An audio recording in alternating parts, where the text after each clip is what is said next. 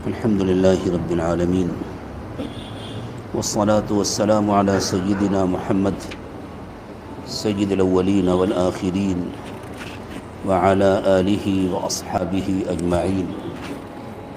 أما بعد، فأعوذ بالله من الشيطان الرجيم. بسم الله الرحمن الرحيم. قد أفلح المؤمنون.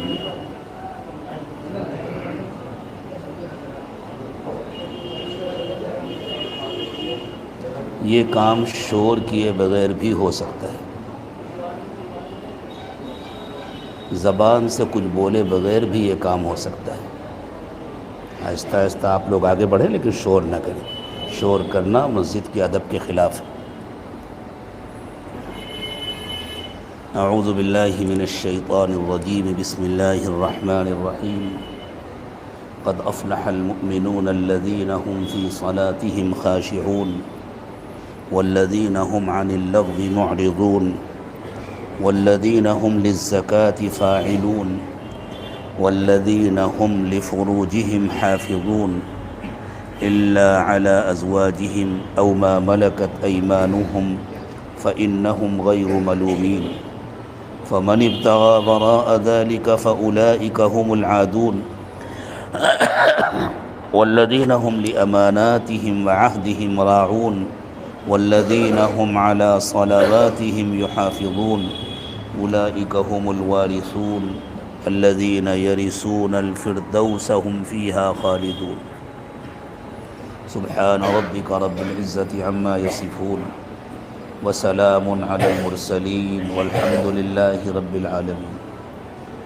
اللهم صل على سيدنا محمد وعلى آل سيدنا محمد وبارك وسلم. اللهم صل على سيدنا محمد وعلى آل سيدنا محمد وبارك وسلم. اللهم صل على سيدنا محمد وعلى آل سيدنا محمد وبارك وسلم. اللہ تعالیٰ نے جتنی عبادتیں فرض کی ہیں ان میں سب سے زیادہ اہم نماز ہے، اور نماز کے علاوہ جو عبادتیں ہیں ان میں اگر آپ غور کریں، روزہ ایسی عبادت ہے جس میں زیادہ تر بدن کا استعمال ہے. آدمی بھوکا رہتا ہے، پیاسا رہتا ہے، اپنے جنسی تقاضوں کو بھی دبا کر رکھتا ہے، بیوی سے ملاقات نہیں کر سکتا، بدن کا استعمال. حج ایسی عبادت ہے جس میں زیادہ تر مال کا استعمال ہے، بدن کا استعمال ضمناً ہے. اسی لیے اللہ تعالیٰ نے حج کی فرضیت کو جسم کی طاقت پر موقوف نہیں کیا، مالی استطاعت پر موقوف کیا. فرمایا وَلِلَّهِ عَلَى النَّاسِ حِجُّ الْبَيْتِ مَنِ اسْتَطَاعَ إِلَيْهِ سَبِيلًا. اللہ نے حج اس پر فرض کیا ہے جس کے پاس اتنا مال ہو کہ وہ آسانی سے حج کا سفر کر سکے. یوں نہیں کہا جس کے جسم میں اتنی طاقت ہو کہ وہ حج کر سکے. حالانکہ جسم کی طاقت کی بھی ضرورت ہوتی ہے، لیکن دار و مدار مال پر ہے. نماز ایسی عبادت ہے جس میں جسم اور مال دونوں کا برابر استعمال ہوتا ہے. نماز پڑھنے کے لیے جگہ چاہیے، اور جگہ کا پاکیزہ ہونا ضروری ہے. ظاہری اعتبار سے بھی پاکیزہ ہو، معنوی اعتبار سے بھی پاکیزہ ہو. ظاہری اعتبار سے پاکیزگی یہ ہے کہ اس میں کوئی گندگی نہ ہو، اور معنوی اعتبار سے پاکیزگی یہ ہے کہ وہ چوری کی جگہ نہ ہو، وہ غصب کی جگہ نہ ہو، وہ ظالمانہ طریقے پر قبضہ کی ہوئی جگہ نہ ہو، یا تو حلال طریقے پر وراثت میں ملی ہو، یا کسی نے حلال طریقے پر ہدیے اور تحفے میں دی ہو، یا اس کو حلال پیسوں سے خریدا گیا ہو. تو پیسوں کی ضرورت ہے. عام طور سے جگہ خریدی ہوئی ہوتی ہے، ہم نے خریدا ہو یا ہمارے باپ دادا نے خریدا ہو. اور خریدنے کے لیے پیسہ چاہیے. پھر نماز پڑھنے کے لیے کپڑوں کی ضرورت ہے اور کپڑے لینے کے لیے پیسے چاہیے اور حلال پیسے چاہیے. کپڑے پاک ہونے چاہیے، ظاہری نجاست سے بھی پاک ہونا چاہیے، معنوی نجاست سے بھی پاک ہونا چاہیے. ایک کپڑا آب زمزم میں دھو کر سکھایا گیا ہے تو اس سے اچھا تو کوئی پانی نہیں، لیکن لایا گیا چوری کر کے. جس پیسے سے خریدا گیا تھا اس پیسے کو کمایا گیا ہے دھوکہ دے کر. دھوکہ صرف اس کو نہیں کہتے کہ ریشم بولا اور سینتھیٹک دے دیا.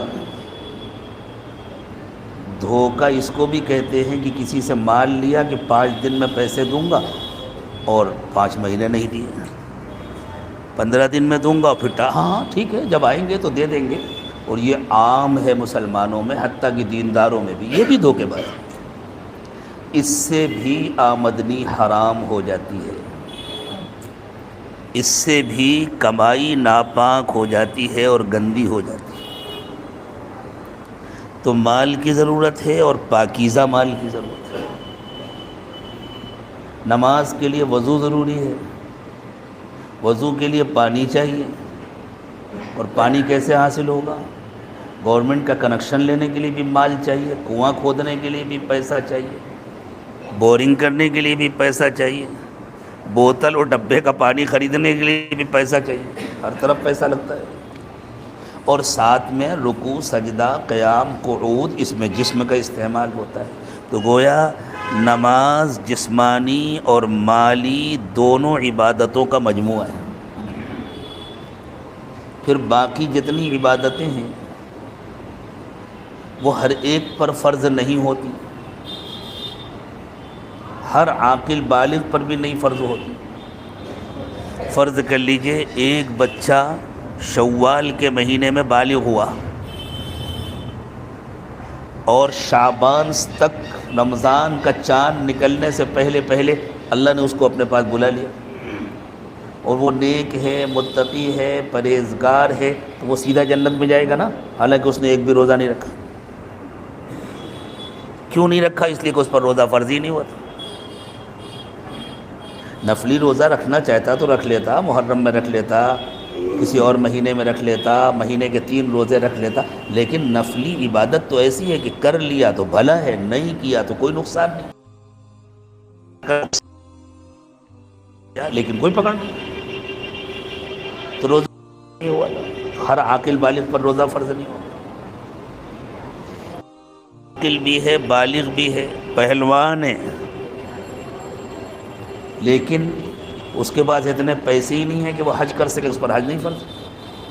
جب اس کا انتقال ہوگا، اگر وہ نیک ہے، متقی ہے، پرہیزگار ہے، تو سیدھا جنت میں جائے گا، حالانکہ اس نے حج کیا نہیں. اس کے پاس اتنے پیسے نہیں ہیں کہ وہ قربانی کرے، تو اس پر قربانی واجب نہیں ہے، تو اس میں قربانی نہیں کیا، جنت میں جائے گا. حج نہیں کیا، جنت میں جائے گا. روزہ نہیں رکھا، جنت میں جائے گا. لیکن کوئی عاقل بالغ ایسا ہے جو ایک دن گزارے اور اس پر نماز نہ فرض ہو. ایک دن کیا، ایک بچہ صبح بالغ ہوا، اگر شام میں اس کا انتقال ہو جائے تب بھی اس پر 2 مرتبہ نمازیں فرض ہو گئیں، ایک ظہر کی، ایک عصر کی. رات بھی مل گئی تو تیسری نماز بھی فرض ہو گئی، مغرب کی. تو سب سے زیادہ ادا کی جانے والی عبادت ہے نماز. سب سے زیادہ عمومی عبادت ہے نماز. ہر ایک پر فرض ہوتی ہے، مرد پر بھی فرض ہوتی ہے، عورت پر بھی فرض ہوتی ہے. عورت کے کچھ مخصوص حالات ہوتے ہیں جن میں اللہ تعالیٰ نے نہیں فرض کیا، ورنہ عام حالات میں فرض ہوتی ہے. مقیم پر بھی فرض ہوتی ہے، مسافر پر بھی فرض ہوتی ہے. مسافر کو سفر کی حالت میں اگر سفر شرعی ہے تو روزہ چھوڑنے کی اجازت ہے، لیکن نماز چھوڑنے کی اجازت نہیں ہے. یہ اللہ کا کرم ہے، اللہ کا احسان ہے کہ اللہ تعالیٰ بوجھ کم کر دیتے ہیں. 4 رکعت والی نماز کو 2 رکعت کر دیتے ہیں اور سنت مؤکدہ کو نفل کر دیتے ہیں کہ پڑھ لو تو اچھا ہے، نہیں پڑھو گے تو کوئی حرج نہیں. لیکن نماز معاف نہیں ہوتی، بیماری میں بھی معاف نہیں ہوتی، پانی نہ ملے تب بھی معاف نہیں ہوتی. پانی نہیں ملا فتیمموا صعیدا طیبا، تو اللہ فرماتے ہیں پاکیزہ مٹی سے تیمم کرو. تکلیف ہے، کھڑے نہیں ہو سکتے بیٹھ کے پڑھو، بیٹھ نہیں سکتے لیٹ کے پڑھو، لیٹ کر کے بھی ہاتھ پیر نہیں ہلا سکتے تو اشارے سے پڑھو، معاف نہیں ہوتی۔ اہم العبادات ہے نماز، اور اللہ کے نبی صلی اللہ علیہ وسلم نے فرمایا نماز چھوڑنا مسلمان کا کام نہیں ہے، نماز چھوڑنا کافر کا کام ہے۔ من ترک الصلاۃ متعمدا فقد کفر، جس نے جان بوجھ کر نماز چھوڑی وہ ہو گیا کافر، حضور نے فرمایا۔ لیکن ہم کتاب و سنت کے سلسلے میں کوئی فیصلہ کرنے سے پہلے فقہاء کے محتاج ہیں۔ الفقہاء اعلم بمعنی الحدیث، حدیث کے معنی فقہاء کو معلوم ہے۔ اس زمانے میں یہ ایک عام بیماری ہو گئی ہے، حدیث سنی خود نتیجہ نکال لیا۔ اللہ کے نبی صلی اللہ علیہ وسلم نے فرمایا من ترک الصلاۃ متعمدا فقد کفر، جس نے جان بوجھ کر نماز چھوڑی وہ کافر ہو گیا۔ اب اگر اس کے ظاہر پر فتویٰ دے دیا جائے تو کتنے مسلمان بچیں گے؟ اور اس فتوے کا اثر کہاں کہاں پڑے گا؟ نکاح باقی نہیں رہیں گے، بچے حرامی ہو جائیں گے، وراثت نہیں باقی رہ جائے گی، رشتے باقی نہیں رہ جائیں گے۔ تو فقہا کہتے ہیں کہ اللہ کے نبی صلی اللہ علیہ وسلم نے یہ بات حقیقت کے اعتبار سے بیان فرمائی ہے کہ بھائی چاہے وہ ظاہر میں اپنے کو مسلمان کہہ رہا ہو اور اسے ظاہر میں مسلمان ہی کہا جائے گا، اس لیے کہ وہ اپنے آپ کو مسلمان کہہ رہا ہے، جب تک وہ نماز کی فرضیت کا انکار نہ کرے، لیکن یہ کام مسلمان کا نہیں ہے، یہ کافر کا کام ہے جو اس نے کیا ہے، اور اس کا ڈر ہے کہ کہیں اس کے نتیجے میں آج نماز چھوٹی ہے کل نماز کا انکار نہ کر بیٹھے، آج کافر والا کام کیا ہے کل پورا کافر نہ ہو جائے۔ نماز کے سلسلے میں اللہ کے رسول صلی اللہ علیہ وسلم نے ارشاد فرمایا کہ قیامت کے دن سب سے پہلے نماز کا حساب ہوگا۔ اگر نماز ٹھیک ہے تو آگے پار ہو جانے کی بہت زیادہ امید ہوگی، اور اگر نماز ہی میں اٹک گیا بندہ تو چاہے حج جتنے کیے ہوں، چاہے عمرے جتنے کیے ہوں، اور چاہے روزے جتنے رکھے ہوں، اگر نماز میں اٹک گیا تو پھر بائیں طرف کا راستہ دکھا دیا جائے گا، اور پتہ ہے بائیں طرف کا راستہ کہاں جاتا ہے؟ وَأَصْحَابُ الشِّمَالِ مَا أَصْحَابُ الشِّمَالِ، تمہیں پتہ ہے بائیں طرف والے کون ہیں؟ فِي سَمُومٍ وَحَمِيمٍ، وہ وہاں جائیں گے جہاں گرم گرم ہوا ہوگی، دہکتی ہوئی آگ ہوگی، کھولتا ہوا پانی ہوگا، جہاں کا سایہ بھی اتنا گرم ہوگا کہ کوئی برداشت نہیں کر سکتا، وہ سایہ کسی درخت کا سایہ نہیں ہوگا، وہ جہنم سے اٹھنے والے شعلوں کا سایہ ہوگا، جس کی چنگاریاں اتنی بڑی بڑی ہوں گی جس سائز کے اونٹ ہوتے ہیں۔ اللہ حفاظت فرمائے۔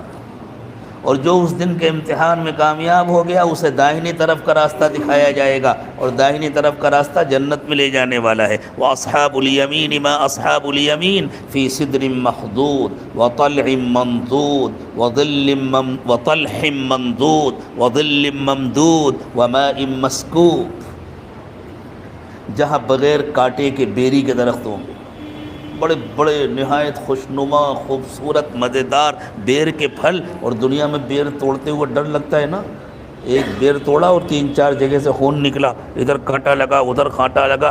اللہ کہتے ہیں وہاں بیر کے درخت میں کانٹے نہیں ہوں گے، آرام سے توڑو اور کھاؤ، اور تہ بتہ لگے ہوئے کیلے ہوں گے۔ بیر بھی انسان کے لیے بہت مفید پھل ہے، کیلا بھی انسان کے لیے بہت مفید پھل ہے۔ وَظِلٍّ مَّمْدُودٍ، اور خوب لمبے لمبے سائے ہوں گے، اتنے درخت ہوں گے، اتنے گھنے درخت ہوں گے کہ دور دور تک سائے ہوں گے۔ وَمَاءٍ مَّسْكُوبٍ، اور نیچے بہتا ہوا پانی ہوگا، رکا ہوا پانی خراب ہو جاتا ہے، بہتا ہوا پانی خراب نہیں ہوتا۔ یہ ٹھکانہ ہوگا ان لوگوں کا جن کو داہنا راستہ دکھایا جائے۔ نماز کے سلسلے میں اللہ تعالیٰ نے ارشاد فرمایا ان الصلاۃ تنہا عن الفحشاء والمنکر، کہ نماز بے حیائیوں اور برائیوں سے روک دیتی ہے۔ یعنی جب نماز آ جاتی ہے تو زندگی گناہوں سے خالی ہو جاتی ہے۔ اب ہم اپنا جائزہ لیں، ہم نماز بھی پڑھتے ہیں اور ہماری زندگی گناہوں سے خالی بھی نہیں ہے۔ ایسا ہے کہ نہیں ہے؟ نماز بھی پڑھتے ہیں ہم اور زندگی گناہوں سے خالی بھی نہیں ہے، تو کیا نعوذ باللہ اللہ تعالیٰ نے غلط کہا ہے؟ ان الصلاۃ تنہا عن الفحشاء والمنکر، اللہ نے بالکل صحیح کہا ہے۔ آگ جلتی ہے تو گرمی ہوتی ہے کہ ٹھنڈک؟ گرمی ہوتی ہے نا۔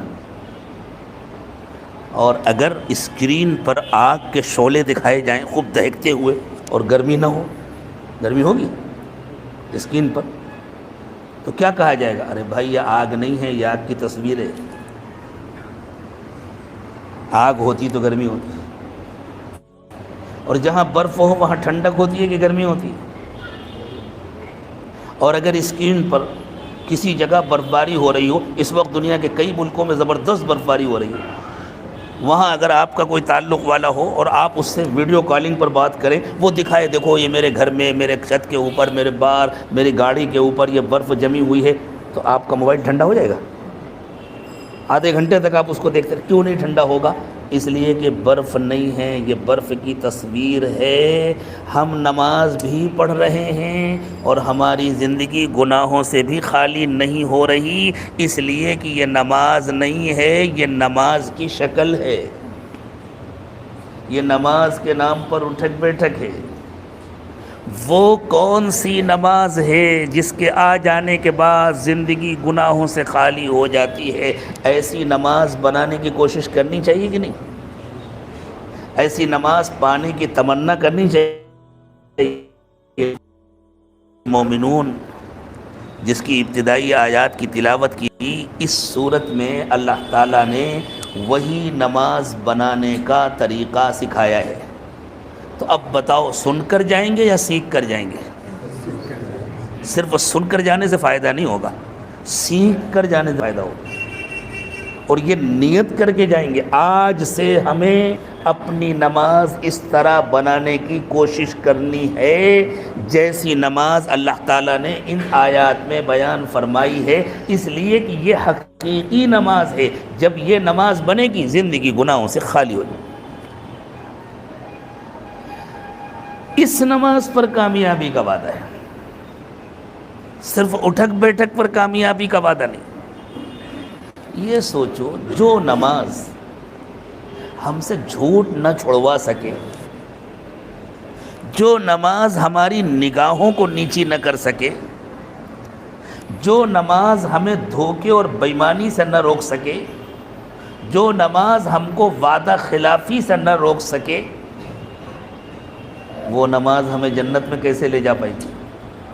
یہاں بیچاری پیدل نہیں چل پا رہی، چند قدم نہیں چل پا رہی، تو وہاں اتنا لمبا سفر کیسے کرے گی اور ہمیں لے کے جنت میں کیسے جائے گی؟ اللہ ہمیں ایسی نماز عطا فرما دے جس کے نتیجے میں ہمیں جنت کا ابتدائی داخلہ ملے، جہنم کے دھوئیں سے بھی بچ کر، جہنم کی گرمی سے بھی بچ کر کے اللہ تعالی ہمیں جنت پہنچا دے۔ کامیابی تو یہی ہے نا۔ ایک ایمان والے کی کامیابی کیا ہے؟ اللہ دنیا کی تکلیفوں سے بھی بچائے، اللہ روزی کی تنگی سے بھی بچائے، اللہ گھر کی تنگی سے بھی سب کی حفاظت فرمائے۔ لیکن مان لو کہ ایک آدمی ان ساری تکلیفوں سے بچ جائے، وہ کلکتے کا سب سے مالدار آدمی بن جائے، اور اس کے بعد سب سے بڑا کشادہ پر آسائش بنگلہ ہو جائے، سب سے زیادہ قیمتی گاڑی ہو جائے، اس کے بعد سب سے زیادہ بینک بیلنس ہو جائے، تو اس میں سے کوئی چیز مرنے کے بعد اس کے ساتھ جائے گی؟ وہ تو کچھ بھی نہیں جائے گی۔ تو جو چیز نہیں جائے گی، جو چیز اصل ٹھکانے میں کام نہیں آئے گی، جو قبر میں کام نہیں آئے گی، جو حشر میں کام نہیں آئے گی، اس سے تو کامیابی نہیں ملتی۔ یہ تو دنیا کی ضرورتیں ہیں، اللہ دنیا کی تکلیفوں سے بھی ہماری حفاظت فرمائے۔ ہمارے ساتھ جانے والی چیز تو ایمان ہے، ہمارے ساتھ جانے والی چیز تو وہ اعمال ہیں جو اللہ کے ہاں قبول ہو جائے. تو اللہ تعالیٰ ہمیں کامل ایمان نصیب فرمائے، اعمال نصیب فرمائے. اور ہماری دعائیں ہیں اللہ میری بھی، آپ کی بھی، سب کی دنیا کی تکلیفوں سے بھی حفاظت فرمائے، دنیا کی آزمائشوں سے بھی اللہ بچائے. لیکن کامیابی کا دار و مدار دنیا کی آسائشوں پر نہیں ہے، کامیابی کا دار و مدار تو ایمان اور اعمال پر ہے. کامیابی یہ نہیں ہے کہ بہت بڑا گھر مل جائے، کامیابی یہ ہے کہ ٹھنڈی ٹھنڈی قبر مل جائے. کامیابی یہ ہے کہ ہمیں روشن قبر مل جائے. کامیابی یہ ہے کہ عذاب سے محفوظ قبر مل جائے. کامیابی یہ ہے کہ ہماری قبر جنت کی کیاری بن جائے. اور کامیابی یہ ہے کہ جب ہم میدان محشر میں اٹھیں تو وہاں کی ذلت اور رسوائی سے بچ جائیں، اور جب ساری مخلوق پسینے میں ڈبکی لے رہی ہو تو اللہ ہم کو عرش کا سایہ نصیب فرمائے. یہ ہے کامیابی. اور کامیابی یہ ہے کہ ہم حساب میں کامیاب ہو جائیں. کامیابی یہ ہے کہ ہم پل صراط سے عافیت کے ساتھ گزر جائیں. اور کامیابی یہ ہے کہ ہم کو رسول پاک صلی اللہ علیہ وسلم کے ہاتھوں سے جام کوثر مل جائے، اور آپ کی سفارش اور آپ کی شفاعت مل جائے، اور آپ کی معیت میں جنت میں داخلہ مل جائے. یہ ہے کامیابی. اللہ یہ کامیابی مجھے بھی عطا فرمائے، آپ کو بھی عطا فرمائے. اس کامیابی کی بات صرف سن کر نہیں جانا، اس کامیابی کو لینے کا عہد کر کے جانا ہے انشاءاللہ. ہاں تو اللہ نے فرمایا یہ کامیابی کن ایمان والوں کو ملتی ہے؟ ایمان تو شرط ہے کامیابی کے لیے، لیکن صرف ایمان کے نام پر نہیں ملتی. فرمایا یہ کامیابی ان ایمان والوں کو ملتی ہے جو خشوع والی نماز پڑھتے ہیں.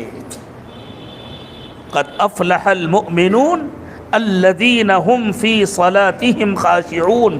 یہ کامیابی ان ایمان والوں کو ملتی ہے جن کی نمازوں میں خشوع ہوتا ہے. خشوع کسے کہتے ہیں؟ خشوع نام ہے دل کا اللہ کے آگے جھکنے کا. دل میں اللہ کا ڈر، دل میں اللہ کی محبت، دل میں اللہ کی اطاعت اور فرما برداری کا جذبہ، جس کے نتیجے میں پوری زندگی میں اطاعت اور فرما برداری ہو. خشوع والی نماز وساوس سے خالی ہوتی ہے. خشوع والی نماز گندے خیالات سے خالی ہوتی ہے. آگے جتنی صفات بیان کی گئی ہیں وہ اصل میں نماز کو خشوع والی نماز بنانے کی شرطیں ہیں. یہ کام کرو گے، ان برائیوں کو اپنے اندر سے نکالو گے اور ان کو نکالنے کی کوشش کرو گے. جیسے اگر آپ کو ہندوستان سے باہر کسی ملک میں ملازمت کرنے کے لیے جانا ہے تو میڈیکل سرٹیفکیٹ لگتا ہے نا. تو اب میڈیکل سرٹیفکیٹ میں آپ فٹ کب ہوں گے؟ جب آپ کے جسم میں کوئی متعدی بیماری نہ ہو، کوئی ایسی بیماری نہ ہو جس کے رہتے ہوئے اس ملک میں جانے کی اجازت نہیں ہے. تب آپ کیا کریں گے؟ اگر ایسی کوئی بیماری ہے تو پہلے اس کا علاج کریں گے نا. جب اس کا علاج ہو جائے گا تو آپ فٹ ہو جائیں گے، آپ کا میڈیکل صحیح ہو جائے گا اور آپ کو اجازت مل جائے گی. اللہ بھی فرما رہے ہیں نماز خشوع والی تب بنے گی جب تمہارے پاس روحانی میڈیکل کا فٹ ہونے کا سرٹیفکیٹ ہو، اور وہ تب ہوگا جب تمہارے اندر سے یہ ساری بیماریاں ختم ہو جائیں گی جو آگے بیان کی جا رہی ہیں. یہ بیماریاں خود بخود نہیں ختم ہو جاتی. جیسے ایک آدمی کو ٹی بی ہے، اللہ نہ کرے کسی کو ہو، اب اس نے میڈیکل ٹیسٹ کرایا تو ٹی بی نکلا تو اسے اجازت نہیں ملے گی.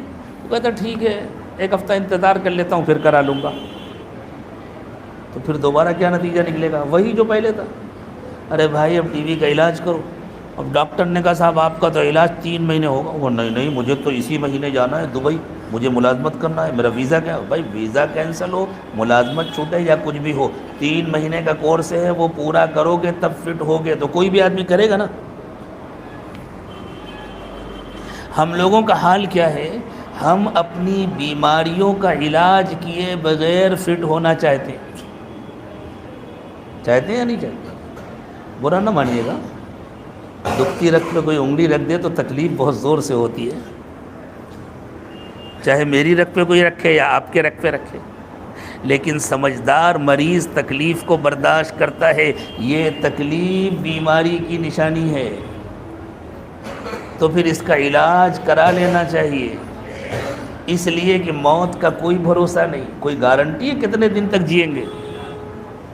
نہ بچوں کے لیے گارنٹی ہے، نہ جوانوں کے لیے گارنٹی ہے، نہ بوڑھوں کے لیے گارنٹی ہے۔ اللہ سب کو عمر دے برکت والی، اللہ سب کو صحت اور عافیت سے رکھے، لیکن اگر ہماری دعا سے اللہ فیصلے بدل دیا کرتے تو دنیا میں کوئی نہ مرتا۔ ہم تو سب کے لیے دعا کرتے ہیں اللہ سب کو زندہ رکھے، فیصلے تو اللہ کی مرضی سے ہوتے ہیں نا، ہر ایک کی عمر اللہ نے لکھی ہوئی ہے۔ اس لیے میرے دوستو، انتظار کا کوئی چانس نہیں ہے۔ وہ روحانی بیماریاں جن کے رہتے ہوئے نماز میں خشوع نہیں آتا، اور نماز میں خشوع نہ آئے تو انسان جنت میں نہیں جا سکتا، انسان کامیاب نہیں ہو سکتا، پہلی فرصت میں ان بیماریوں کا علاج ہونا چاہیے۔ اگر کسی کو ٹی وی ہے اور علاج نہیں ہو سکا تو اس سے زیادہ کیا ہوگا کہ وہ مر جائے گا؟ اگر کسی کو کینسر ہے اور علاج کامیاب نہیں ہو سکا تو کیا اس سے زیادہ بھی کچھ ہو سکتا ہے کہ وہ مر جائے گا؟ تو جو صحت مند ہے مریں گے، تو وہ بھی، جو اچھے بھلے ہیں وہ بھی مریں گے۔ ایک مرتبہ ایک نوجوان کو بعد لوگ لے کر کے آئے میرے پاس، اسے بیچارے کو کینسر تھا اور وہ اس غم میں گھلا جا رہا تھا کہ میں مر جاؤں گا۔ میں نے پوچھا کہ کیا بات ہے؟ کہنے کہ بس ہر وقت ڈر لگتا ہے میں مر جاؤں گا۔ تو میں نے کہا تمہاری کیا خصوصیت ہے کہ تم مر جاؤ گے؟ میں بھی مر جاؤں گا، یہ جتنے بیٹھے ہیں سب مر جائیں گے۔ تم اس لیے ڈر رہے ہو کہ مجھے کینسر ہے تو میں مر جاؤں گا، جن کو کینسر نہیں وہ بھی مر جائیں گے۔ تم اس لیے ڈر رہے ہو کہ میں بیمار ہوں تو مر جاؤں گا، جو صحت مند ہے وہ بھی مر جاؤں گے۔ تو یہ کون سی ڈرنے کی بات ہے بھائی؟ اللہ سے مانگو، اللہ جب تک چاہیں گے زندہ رکھیں گے، جب چاہیں گے اٹھا لیں گے۔ مر جاؤں گا یہ ڈرنے کی چیز نہیں ہے، خدا نہ خواستہ جہنم میں جاؤں گا یہ ڈرنے کی چیز ہے۔ مرنا تو ہر ایک کو ہے، اور موت کے ڈر سے کوئی موت سے بچ نہیں سکتا، جہنم کے ڈر سے جہنم سے بچ سکتا ہے۔ وَأَمَّا مَنْ خَافَ مَقَامَ رَبِّهِ وَنَهَى النَّفْسَ عَنِ الْهَوَىٰ فَإِنَّ الْجَنَّةَ هِيَ الْمَأْوَىٰ۔ اللہ نے فرمایا جس کے دل میں یہ ڈر آ گیا کہ اللہ کے پاس کھڑے ہوں گا تو کیسے حساب دے سکوں گا، مجھے منمانی نہیں کرنی، مجھے اپنے نفس کا کہنا نہیں ماننا، اللہ اسے جہنم سے بچا دیں گے، اللہ اسے جنت میں بھیج دیں گے۔ جتنا ہم موت سے ڈرتے ہیں اتنا جہنم سے ڈرنے لگے تو سب جنتی بن جائیں گے۔ اللہ ہمیں جہنم کا ڈر نصیب فرمائے۔ اور میرے دوستو، نماز پڑھنے کے باوجود، دینی کام کرنے کے باوجود جھوٹ بولنا، دھوکہ دینا، جھگڑے کرنا، پڑوسیوں کو ستانا، یہ تبھی ہوتا ہے جب دل میں اللہ کے سامنے کھڑے ہونے کا یقین نہیں ہوتا، جب دل میں جہنم کا ڈر نہیں ہوتا، جب دل میں آخرت کا ڈر نہیں ہوتا۔ اللہ ہمیں آخرت کا ڈر نصیب فرمائے۔ تو نماز کو خشوع والی نماز بنانے کا نسخہ اللہ نے بتلایا ہے۔ کس کا ارادہ ہے آج کہ مجھے اپنی نماز خشوع والی بنانی؟ میری بنا دے اللہ۔ ہاں، جس کا ارادہ ہے میں یہ نسخہ صرف انہی کو سناؤں گا، جس کا ارادہ نہیں ہے وہ اپنے کان بند کر لیں، بالکل نہ سنیں۔ تو صرف سننے کا ارادہ ہے یا بنانے کا ارادہ ہے؟ اللہ ہماری نیتوں کو قبول فرمائے۔ اللہ کے لیے کچھ مشکل نہیں ہے، اللہ ان نیتوں کو قبول فرمائے، اللہ برکت کے فیصلے فرما دے، اور اللہ کرے کہ آج سے ہمیں خشوع والی نماز نصیب ہو جائے۔ دیکھو بنے گی بنتے بنتے، لیکن اللہ سے بڑا مہربان کون ہو سکتا ہے؟ اللہ سے بڑا سخی کون ہو سکتا ہے؟ اللہ کہتے ہیں تم نیت کرو بنانا ہے، اور آج سے کوشش شروع کر دو۔ بننے میں دیر لگے گی، لیکن میں آج ہی سے بنی ہوئی نماز کا اجر دینا شروع کر دوں۔ اگر تم اپنی کوشش میں مخلص ہو سکتا ہے تمہیں بناتے بناتے 4 مہینے لگ جائیں، 6 مہینے لگ جائیں، 8 مہینے لگ جائیں، 1 سال لگ جائے، 2 سال لگ جائے، پوری کوشش میں لگے ہوئے ہو تم، بن گئی، اور یہ بھی ہو سکتا ہے کہ بنانے کی پوری کوشش میں لگے ہو اور بننے سے پہلے تمہارا انتقال ہو گیا، تب بھی اللہ ان ساری نمازوں کو جو تم نے اس کوشش کے ساتھ پڑھا ہے کہ مجھے نماز کو خشوع والی بنانا ہے اور اس کے لیے جتنی رکاوٹیں ہیں ان سے بچنے کی اپنی پوری کوشش کی ہے، ایک بھی نماز خشوع والی نہیں ہو سکی، اللہ ہر نماز پر خشوع والی نماز کا اجر عطا فرمائے۔ لیکن یہ تبھی ہوگا جب نیت پہلے کرتے تھے، جب نیت بدلتی ہے تو زندگی بدلتی ہے، جب نیت بدلتی ہے تو رویہ بدلتا ہے۔ اگر نیت بدلے گی تو ہمارا پڑوسیوں کے ساتھ معاملہ بدل جائے گا، ہم ان کے ہمدرد بن جائیں گے، ان کے خیر خواہ بن جائیں گے۔ اگر نیت بدلے گی، زبان پر کنٹرول کی کوشش کریں گے، اب جھوٹ نہیں بولیں گے، خدا نخواستہ نکل گیا فوراً توبہ کریں گے، اب کسی کو دھوکہ نہیں دیں گے، اب کسی سے جھگڑا نہیں کریں گے، اب کسی کو گالی نہیں دیں گے، اب کسی سے بدگمانی نہیں کریں گے، اب بدنگاہی نہیں کریں گے، اب کسی کی غیبت نہیں کریں گے، اب پیٹھ پیچھے کسی کی برائی نہیں کریں گے، اور خدا نخواستہ ہو گئی تو جائیں گے معافی مانگنے، تاکہ آئندہ کرنے کی ہمت نہ پڑے۔ جب نفس کو پتہ چلے گا اگر غیبت کی تو معافی مانگنی پڑے گی، تو پھر معافی مانگنے میں تو بڑی بے عزتی ہوتی ہے، تو پھر وہ نہیں کرے گا۔ کریں گے نا سب لوگ ایسے انشاءاللہ؟ تو اللہ نے فرمایا قد افلح المؤمنون الذین هم فی صلاتهم خاشعون، وہ ایمان والے کامیاب ہیں جن کی نمازوں میں خشوع ہے۔ اب نماز میں خشوع پیدا کرنے کے لیے پہلا کام کیا کرنا ہے؟ والذین هم عن اللغو معرضون، نماز میں خشوع لانے کے لیے پہلا کام کرنا ہے زبان کو کنٹرول کرنا فضول باتوں سے۔ ہم اپنا 24 گھنٹے کا جائزہ لیں، گھر کے اندر، گھر کے باہر، مسجد کے اندر، مسجد کے باہر، کتنی باتیں ہم ضرورت کی کرتے ہیں، کتنی باتیں فضول کرتے ہیں۔ اور لغو کہا ہے قرآن میں، لغو القول نہیں کہا، صرف بات نہیں، فضول بات اور فضول کام۔ کتنا وقت ہمارا موبائل پر ضائع ہوتا ہے، کتنا وقت چائے کی دکانوں پر ضائع ہوتا ہے، کتنا وقت غفلت میں گزر جاتا ہے کہ دل میں اللہ کا خیال نہیں ہے، زبان پر اللہ کا نام نہیں ہے۔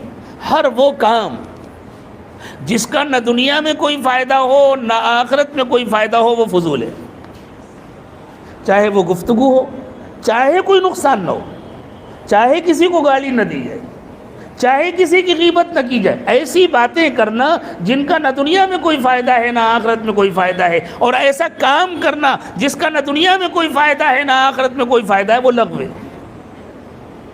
کرتے ہیں کہ نہیں کرتے؟ میں تو آپ سے بات کرنے آیا ہوں، آپ بتلائیں کرتے ہیں کہ نہیں کرتے؟ کرتے ہیں نا؟ اب نہیں کریں گے انشاءاللہ، ہاں پکا ارادہ کرتے چلیں، اب انشاءاللہ نہیں کریں گے، اپنے اوقات کی حفاظت کریں گے۔ وقت بہت قیمتی چیز ہے اور بہت تھوڑا سا وقت ملا ہے ہمیں، آخرت کی زندگی ہمیشہ ہمیشہ کی ہے، اس کو بنانے کے لیے دنیا میں ایک چھوٹا سا گھر بنانے میں عمر گزر جاتی ہے، ایک 100 گز کا گھر، 50 گز کا گھر بنانے میں، زمین خریدنے میں، تعمیر کرنے میں ایک زندگی گزر جاتی ہے تقریباً۔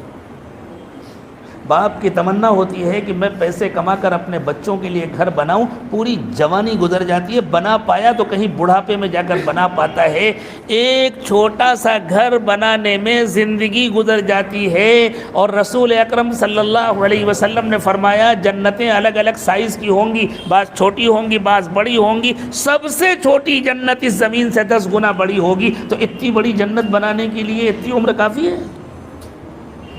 وہ فری میں بن جائے گی؟ کتنی محنت کی ضرورت ہے؟ بہت چھوٹی سی عمر ہمیں ملی، 1 کروڑ روپے میں بیچنے کو تیار نہ ہو، کوئی کہے اپنا 1 منٹ دے دو 1 کروڑ لے لو، ہم کہیں گے نہیں نہیں، اتنا سستا نہیں ہے ہمارا 1 منٹ، ہمارا 1 منٹ بہت قیمتی ہے۔ اور جن کو وقت کی قیمت کا اندازہ ہے وہ واقعی اپنے وقت کی اسی طرح قدر کرتے ہیں۔ تو فضول باتیں کرنا، فضول کام کرنا، چاہے کوئی گناہ نہ کیا جائے، غیبت کرنا تو بڑا بدترین گناہ ہے، کسی پر الزام لگانا بدترین گناہ ہے، کسی سے بدگمانی کرنا بدترین گناہ ہے۔ میں اس سے نیچے اتر کے کہہ رہا ہوں صرف بے ضرورت باتیں کرنا، بے ضرورت کام کرنا اور اپنے وقت کو ضائع کرنا، یہ اتنا بڑا نقصان ہے کہ قیامت کی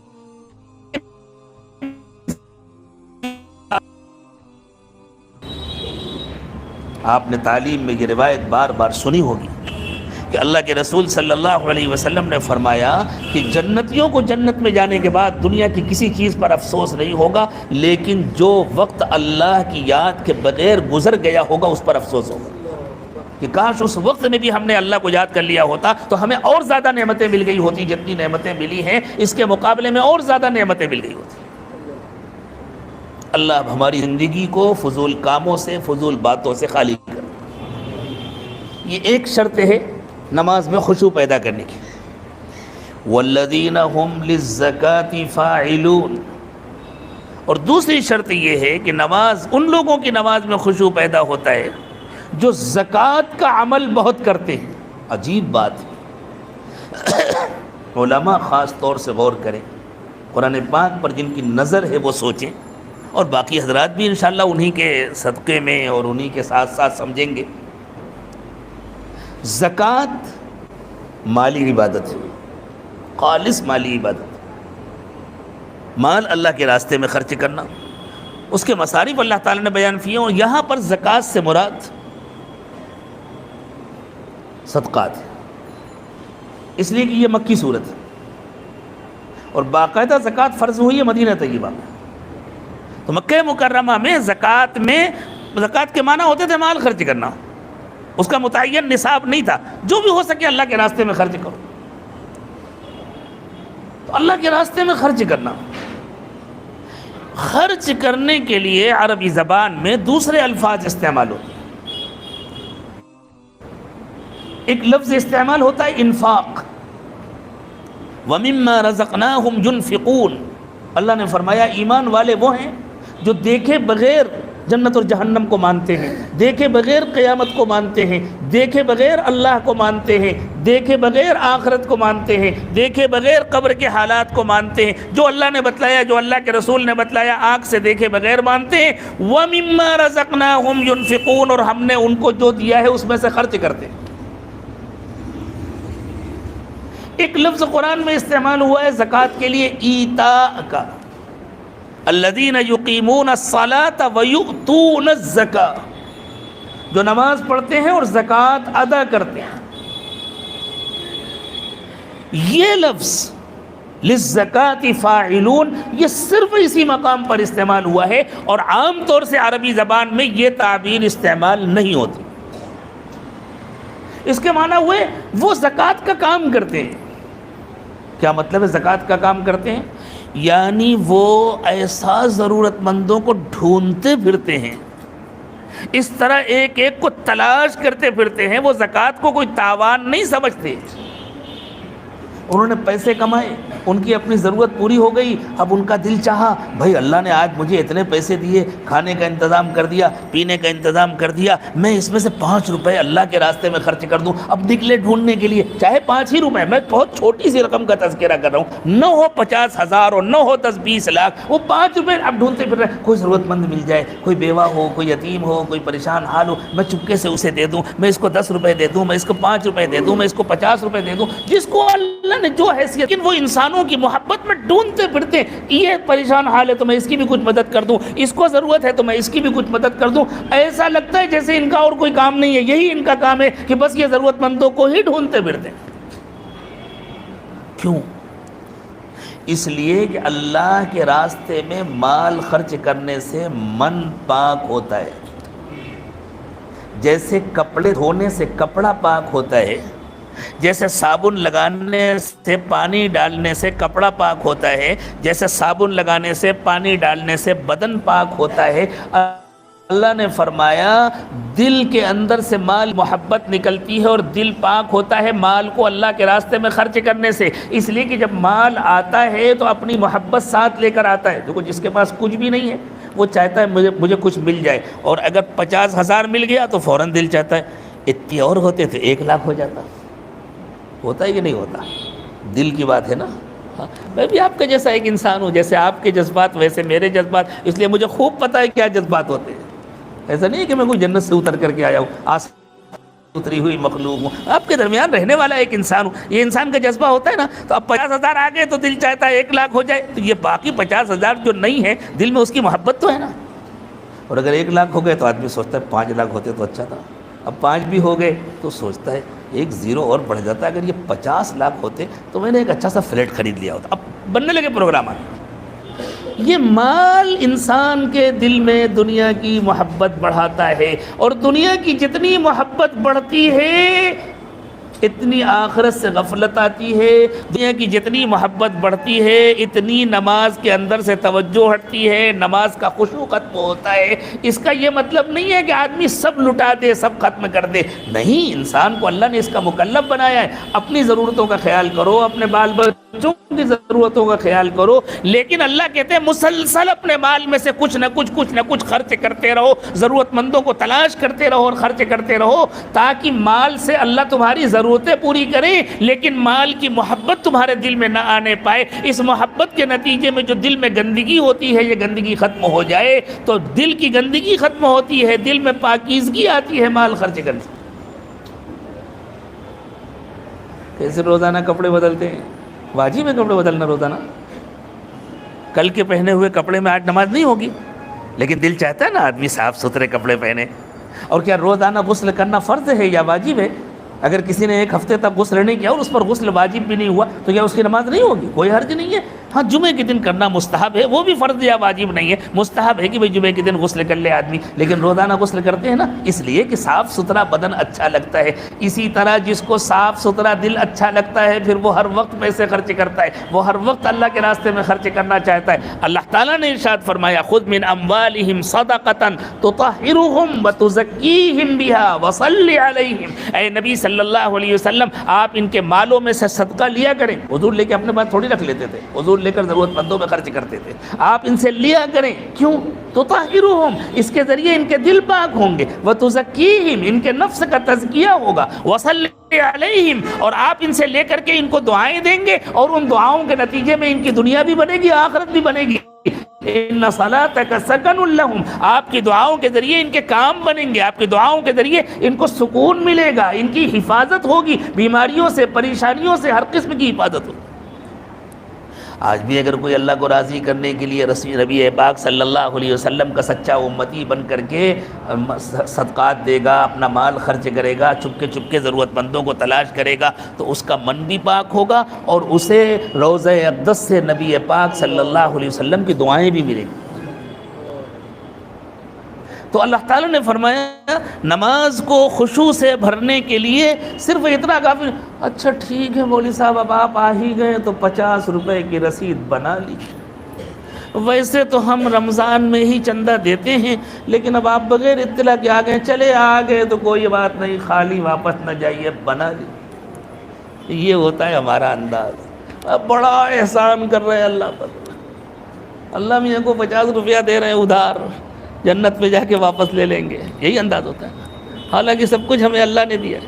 اللہ فرما رہے ہیں جس کو اپنی نماز خشوع والی بنانے کا شوق ہے وہ اس کا انتظار نہیں کرتا کہ کوئی آئے تو اس کو دیں، وہ تو کوشش کرتا ہے کہ جائیں پہنچائیں، بلکہ اس کا انتظار بھی نہیں کرتا کہ جب پیٹ بھر جائے گا تب کسی کو دیں گے. وہ تو ایسے ہوتے ہیں کہ خود اپنی ضرورت روک لیتے ہیں اور دوسروں کو دیتے ہیں. یؤثرون علی انفسہم ولو کان بہم خصاصہ. اگرچہ اس کے لیے مفسرین نے خاص واقعہ ذکر فرمایا ہے ایک صحابی کا کہ ان کے گھر میں ایک مہمان آ گئے تھے، ان لوگوں نے، میاں بی بی نے خود نہیں کھایا تھا، لیکن یہ آیت صرف ان کے لیے نہیں ہے، چاہے اس موقع پہ نازل ہو، لیکن یہ آیت قیامت تک کے لیے. یؤثرون علی انفسہم ولو کان بہم خصاصہ. اپنی ضرورتیں روک لیتے ہیں، تکلیف کے باوجود تکلیف برداشت کر لیتے ہیں اور دوسروں پر خرچ کرتے ہیں.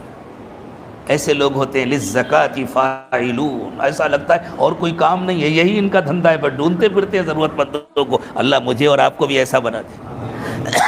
ہم اپنے محلے پر نظر رکھا کریں، اپنے پڑوسیوں پر نظر رکھا کریں. ہمارے یہاں ماشاءاللہ روزانہ گوشت پک رہا ہے، ہمارے پڑوسی کے گھر میں ہفتے میں ایک مرتبہ بھی پکتا ہے یا نہیں پکتا. اپنے لیے لینے گئے، تھوڑا سا اس کے لیے بھی لیتے آئیں. اپنے لیے پکایا، تھوڑا سا اس کے گھر میں بھی بھیج دیں.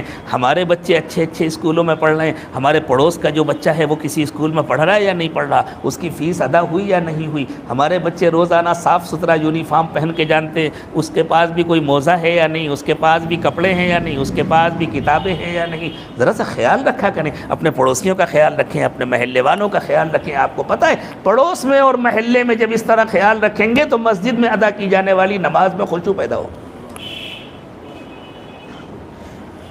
اور والذین هم لفروجہم حافظون، اور نماز میں خشوع پیدا ہوتا ہے ان کی جو اپنی شرمگاہوں کی حفاظت کرتے ہیں۔ خوب یاد رکھو، شرمگاہوں کی حفاظت شروع ہوتی ہے نگاہوں کی حفاظت سے، زبان کی حفاظت سے، کانوں کی حفاظت سے، خیالات کی حفاظت سے۔ یہ جو ہر وقت موبائل ہاتھ میں ہوتا ہے اور اس میں جو سمجھ میں آتا ہے وہ دیکھ رہے ہوتے ہیں، وہ یہ سمجھتے ہیں یہ تو ہم دکان میں بیٹھ کر کے موبائل دیکھ رہے ہیں، گھر میں بیٹھ کے دیکھ رہے ہیں، جب اذان ہوگی مسجد چلے جائیں گے، مسجد میں تھوڑی بیٹھ کے موبائل دیکھ رہے ہیں۔ یہ جو گھر میں بیٹھ کر تنہائیوں میں موبائل پر گناہ ہو رہے ہیں، اس کے نتیجے میں مسجد میں ادا کی جانے والی نماز کی جان نکلتی ہے۔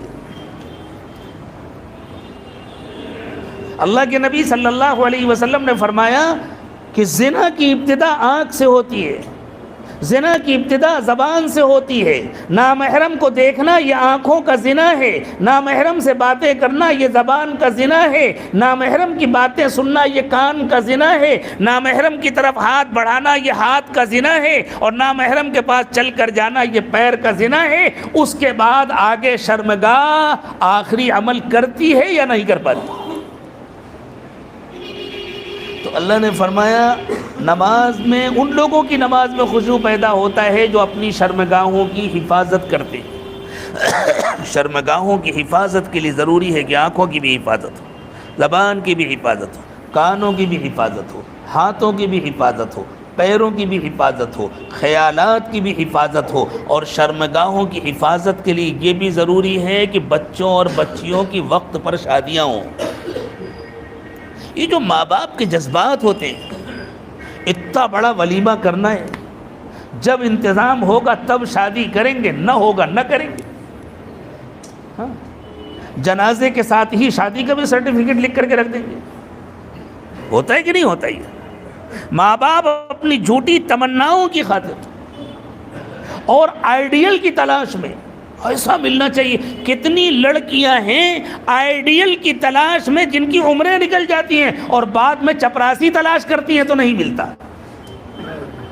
شروع میں تو انہیں تلاش نہیں اتنا گورا ہونا چاہیے، ایسا اونچا قد ہونا چاہیے، اتنی تعلیم ہونی چاہیے، کم از کم ڈاکٹر ہونا چاہیے، انجینئر ہونا چاہیے، اور انکار کرتی ہیں رشتوں سے۔ اور ایک وقت آتا ہے جب عمر ڈھل جاتی ہے، جب ان کی تمنا ہوتی ہے اب کوئی آئے رشتہ مانگنے کے لیے، تو ڈھلی ہوئی عمر میں کوئی نہیں آتا، پھر تو وہ چاہتی ہیں کوئی چپراسی بھی آ جائے، کوئی بیکار بھی آ جائے، کوئی بدصورت بھی آ جائے اور ہمارا ہاتھ پکڑ لے، ہم اس کو زندگی کا ساتھی بنا لے، اور نہیں ملتا۔ اللہ کے نبی صلی اللہ علیہ وسلم نے فرمایا وقت پر نکاح کیا کرو، بچیوں کا بھی نکاح وقت پر کیا کرو، بچوں کا بھی نکاح وقت پر کیا کرو۔ حضور اکرم صلی اللہ علیہ وسلم نے نوجوانوں سے ارشاد فرمایا الا یا معشر الشباب من استطاع منکم الباءة فلیتزوج فانه احسن للفرج واغض للبصر۔ نوجوانوں، جس کے پاس خرچ اٹھانے کی طاقت ہے، یعنی جس کے پاس گھر ہے بیوی کو لا کر رکھنے کے لیے اور کھلانے پلانے کے لیے ضرورت کا انتظام ہے، اسے وقت پر نکاح کر لینا چاہیے، اس لیے کہ یہ نکاح شرمگاہ کی حفاظت کرتا ہے، نگاہوں کو جھکاتا ہے۔ کہتے ہیں صاحب گناہ نہیں چھوٹتے اور شادی نہیں کر رہے، کیوں نہیں کر رہے بھائی؟ وہ اماں نہیں کر رہی ہیں، ابا نہیں کر رہے۔ اللہ کی نافرمانی سے بچنے کے لیے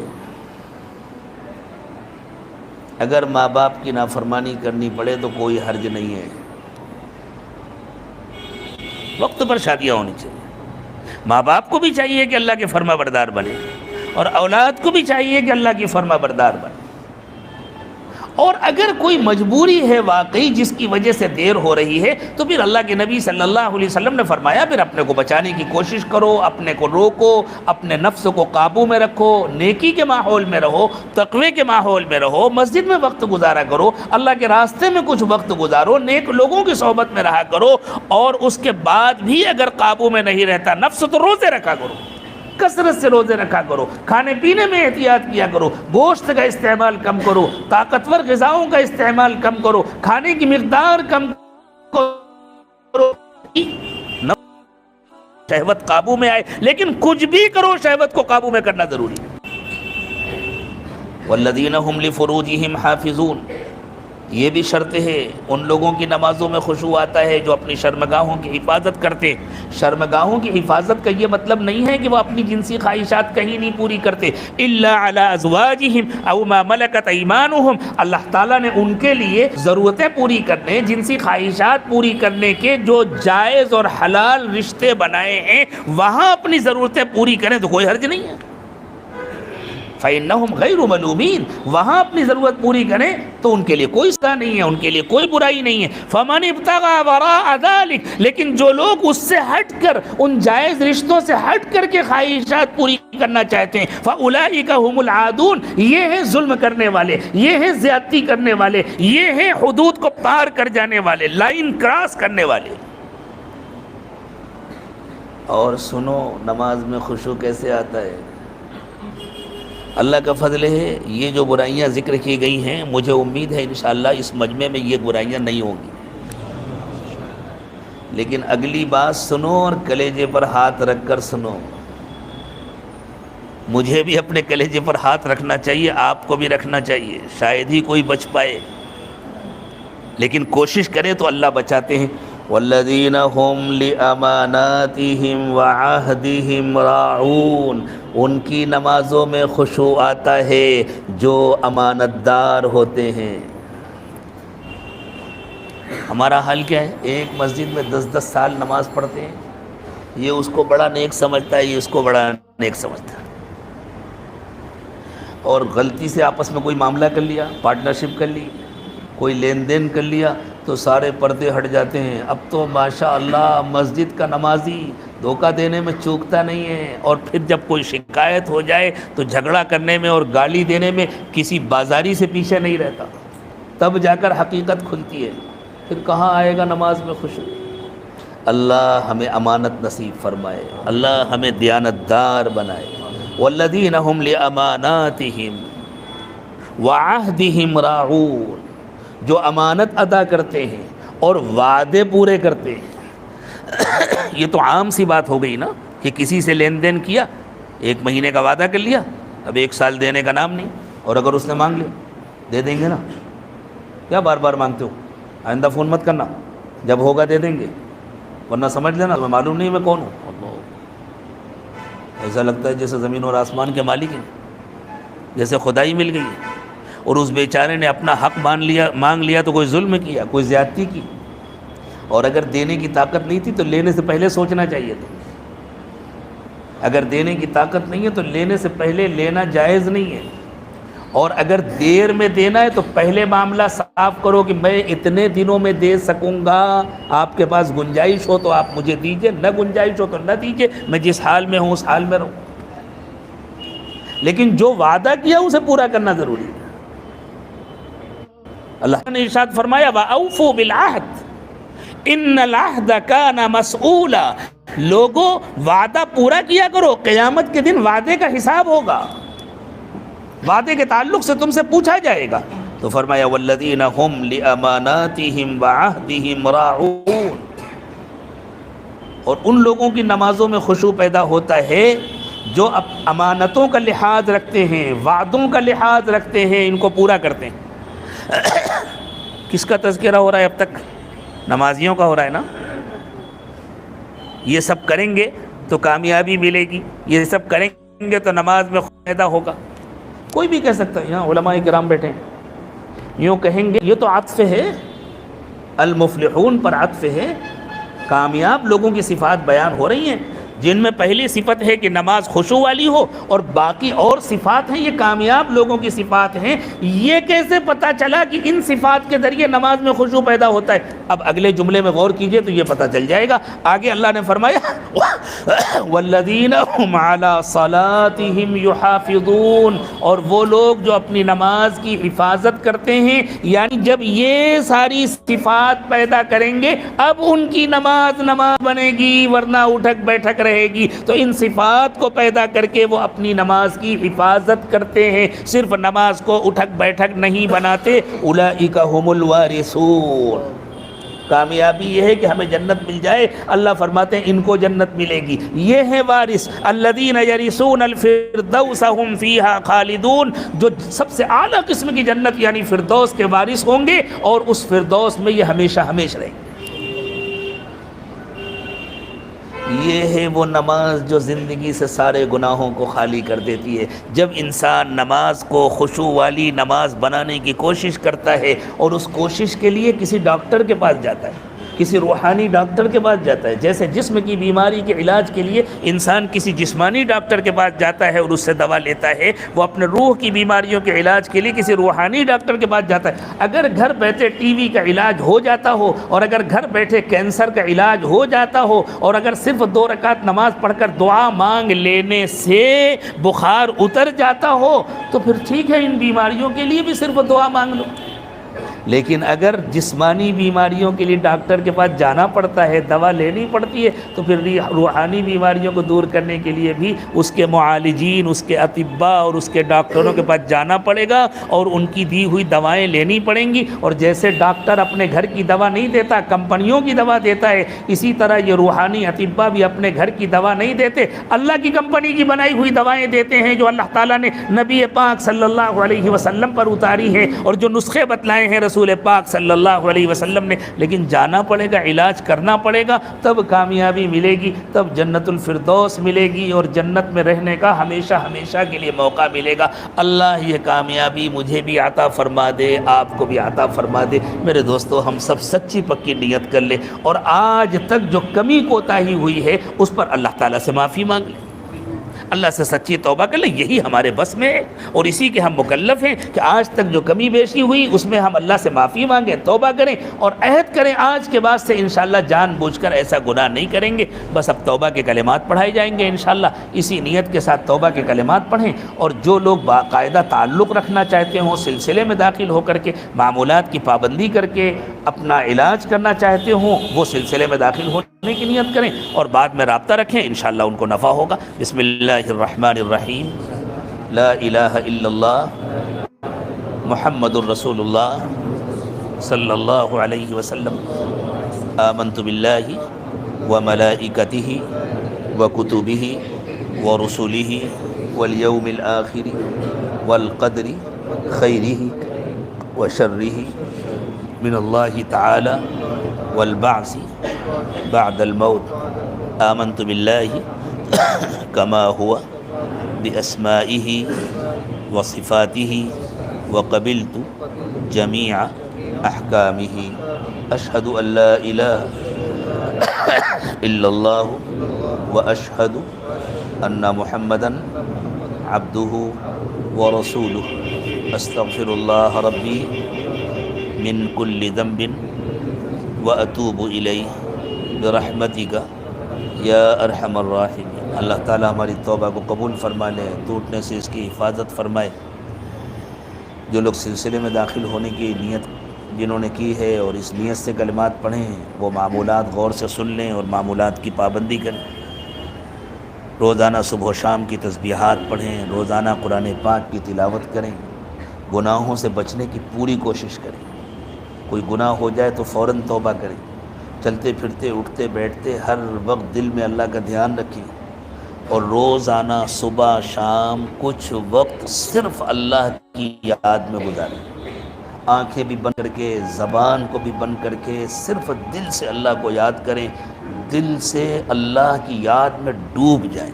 اس کو مراقبہ کہتے ہیں. اس کا طریقہ یہ ہے کہ آدمی آنکھیں بند کر لے تاکہ کچھ نظر نہ آئے تو خیالات نہ بھٹکیں، زبان کو تالو سے چپکا لے، سر کو جھکا کر کے پوری توجہ دل پر کرے، دل کو اللہ کی طرف متوجہ کرے اور یہ نیت کرے کہ اللہ کی رحمت آ رہی ہے، میرے دل میں سما رہی ہے، میرے دل سے گناہوں کو دھو رہی ہے اور میرا دل کہہ رہا ہے اللہ اللہ اللہ. زبان سے اللہ اللہ نہ کہے، بس یہ نیت کرے کہ میرا دل اللہ اللہ کہہ رہا ہے اور میں سن رہا ہوں. صبح اور شام 15-20 منٹ پابندی کے ساتھ اس طرح کرے. اور ایک آخری عمل یہ ہے کہ مہینے میں 1 مرتبہ اپنے حالات کی اطلاع کرے.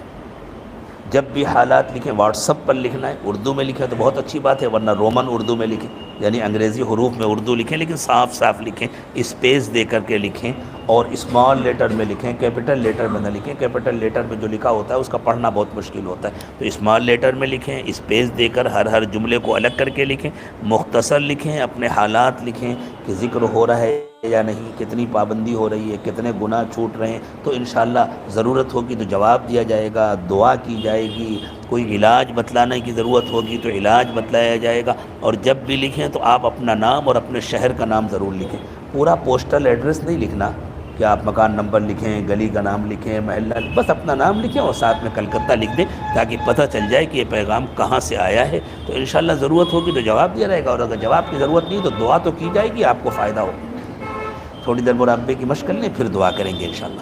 آنکھیں بند کر لیں، سر کو جھکا لیں، پورا دھیان دل پر جمائیں، دل کو اللہ کی طرف متوجہ کریں اور یہ نیت کریں کہ اللہ کی رحمت آ رہی ہے، میرے دل میں سما رہی ہے، میرے دل سے گناہوں کو دھو رہی ہے، اور میرا دل کہہ رہا ہے اللہ اللہ اللہ۔